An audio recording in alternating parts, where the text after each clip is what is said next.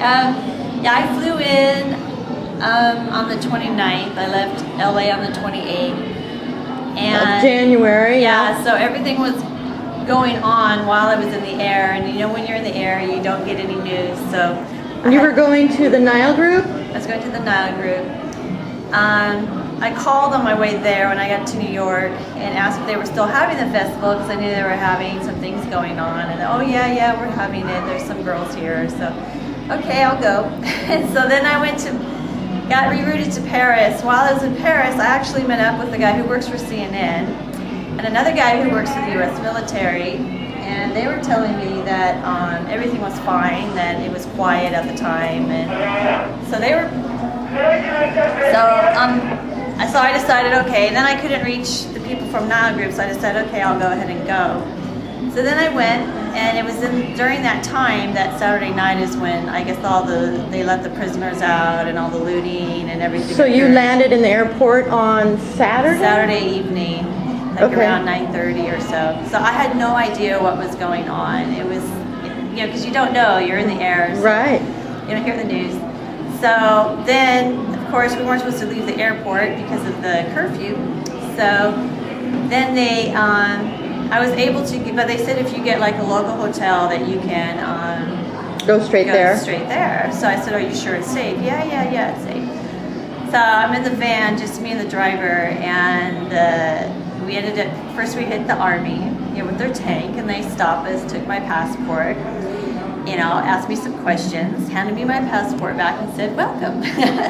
Did they ask you why you were there? No, they just said, you know, like, what country you're from, what's your name, things like that. Oh, okay. Yeah, they were very, you know, very professional, polite, yeah. Good. I didn't have problems with them. Then, right after we got through that roadblock, I hit at least a dozen roadblocks of militia groups. Ooh. And these are the local neighborhood. Which again, I didn't know what they were because I didn't know what was going on. I didn't realize that these were just basically kids. They were like, you know, 16, 17, 18, early 20s. They're out there with whatever weapons they had. Stones, sticks. Some had guns. That was a little scary. Wow. Yeah. So they were like ready to like pounce on the van as we drove through, and so you had to show them who you were. Well, they basically would talk to the driver. They would interrogate the driver, and then after they talked to the driver for a few minutes, sometimes they would open the van and they would see me and they would look in. They see that there was no one else, and they'd be like, "Oh, okay, I'm sorry." Usually they were like, once they like knew that I was just some tourist, you know. That how were you dressed? Probably like this, just like sweatshirt, just a really hood cash. or a hat or headscarf like this. Okay. So they usually they were pretty good. Like once they realized who we were, you know, they were like, oh, okay, you know. So and I hit at least like about a dozen of these. Wow. So I got a little unnerving. Then the driver, trying to find the hotel, decides he makes a U-turn, and instead of going to the right like he should have, he goes straight. So I hit another militia group. This one was different because they were dressed like the army. They were wearing camouflage. So they actually took the driver out of the van. And so that's what scared me, because all the other ones, they would just talk to the driver. But this one, they were acting more serious, and you know, and so they opened up the door and they see me there, and they saw my luggage? My carry-on bag, yeah. And so they took it. They took my bag. And then they were telling me that I need to go with them, I need to get out of the van, and I need to go with them. So, anyway, so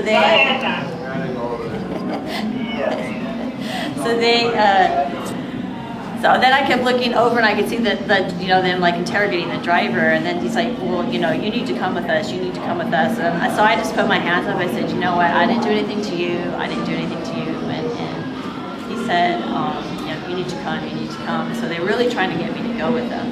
Whoa, that's scary. Yeah, it was, but I think I was so much in shock, like I just trying to like.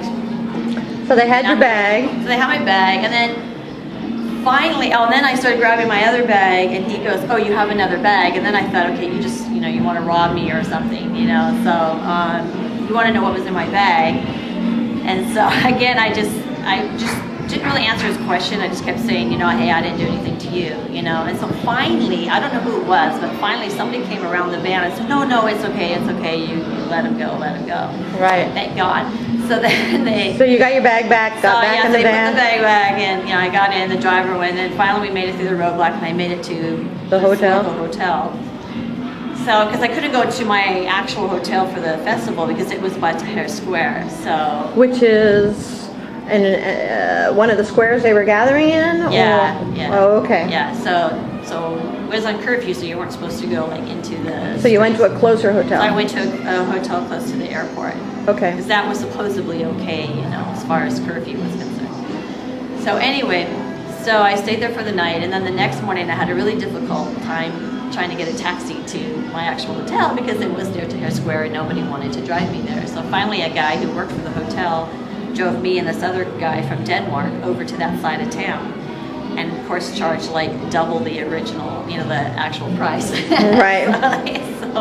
But I made it there, but on the way there it was, that's when I saw, I still didn't really know everything that had happened that night.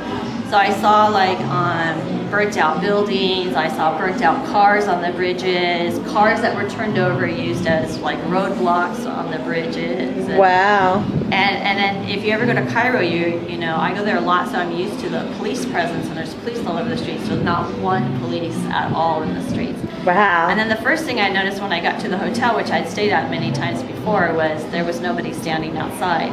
Because normally there's tourist police, there's the security, there's a metal detector, and there's, you're supposed to go through that. And usually they take your bag and make you walk through that. Right. They check everybody who goes into the hotels. So that wasn't in place. No police on the streets, no tourist police. There's no security even for the hotel. So right away I felt a little bit uneasy. That this is kind of not secure. So then I ended up I felt a little bit fine once I was there because I met other girls and stuff like that. So I wasn't alone, and right. we decided to go ahead and. You got in the hotel room? Yeah, I got my nice room. It was good. We had food. So. Did anybody from the Nile group come meet with you? Or oh anything? yeah. We talked. They were all there, and so Great. we talked to them, and so. So that was like Zaina or Suzanne and It's Mohammed. Mohammed, okay. So very nice man, and so Great. he is. He's a very caring person, and so because we decided there's like 30, 40 of us there, and there's some local teachers, so he said, okay, let's go ahead and do the festival. So then we were going to meet the next day, and he was going to have the schedule. So then they what they had to do though with the schedule was, because there was curfew, because you could only be out between 8 in the morning and 3 o'clock in the afternoon. So they had to make the schedule so the classes ended by 2:30. So if you were attending the classes, you'd be able to get back to your hotel or your home or wherever you lived, if you lived outside of the hotel. So it's a very condensed version of the festival, but it's fine. So then we signed up for our classes, and then that night we had the party.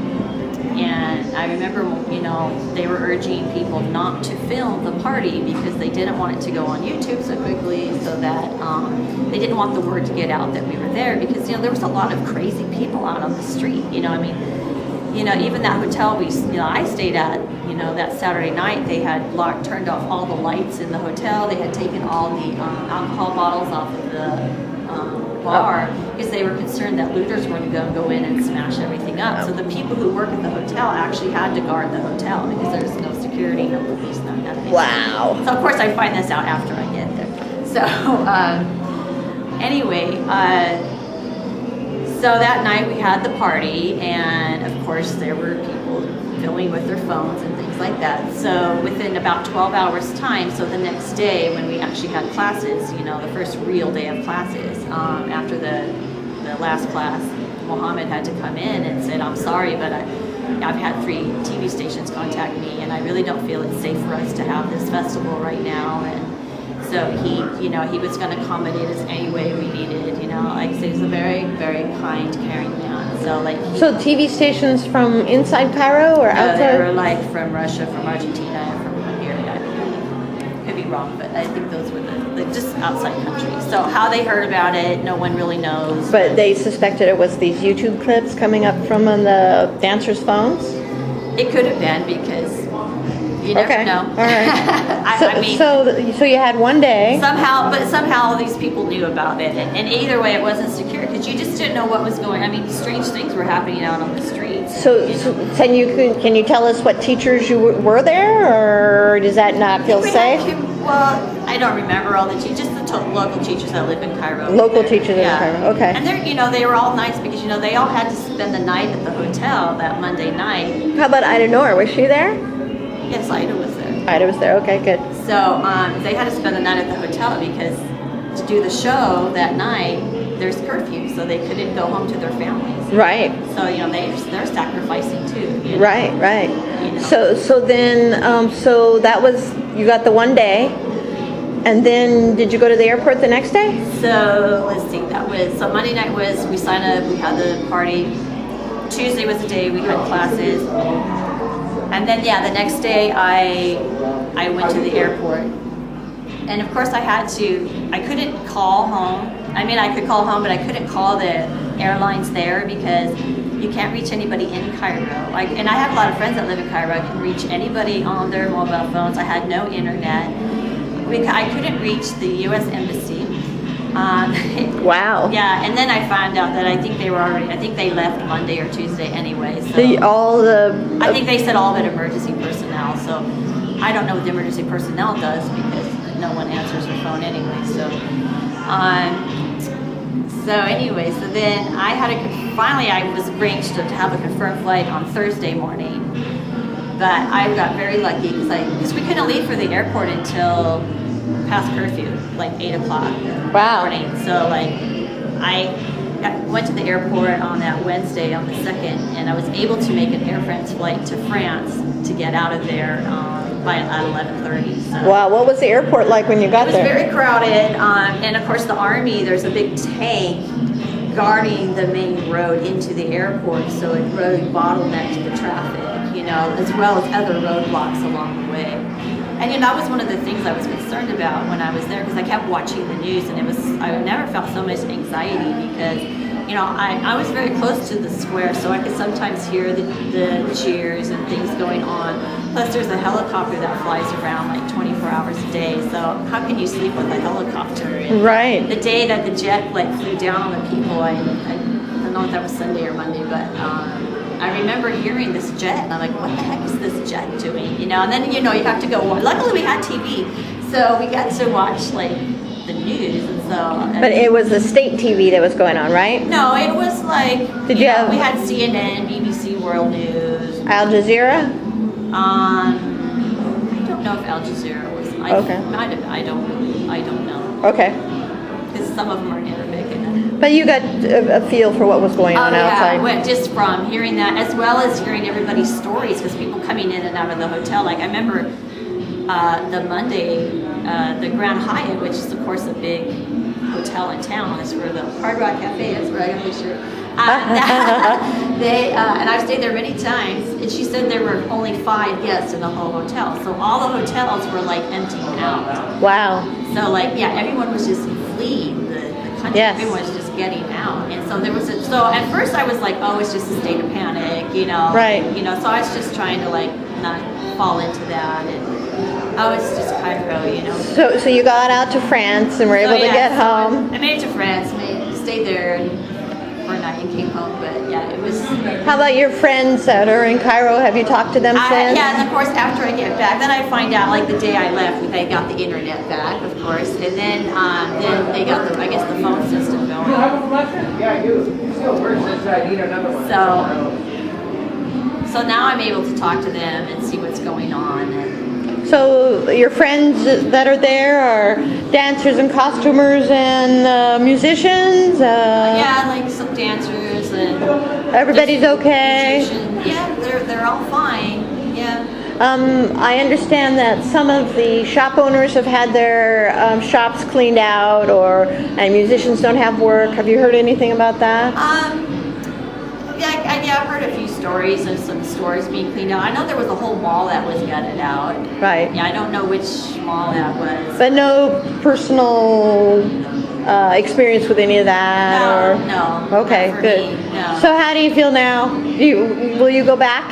Well, I'll go back. I can't wait to go back. I mean, I just want to know that it's safe before I go back. Like, I personally want to know that there is security security there, because I feel like right now it's just not secure.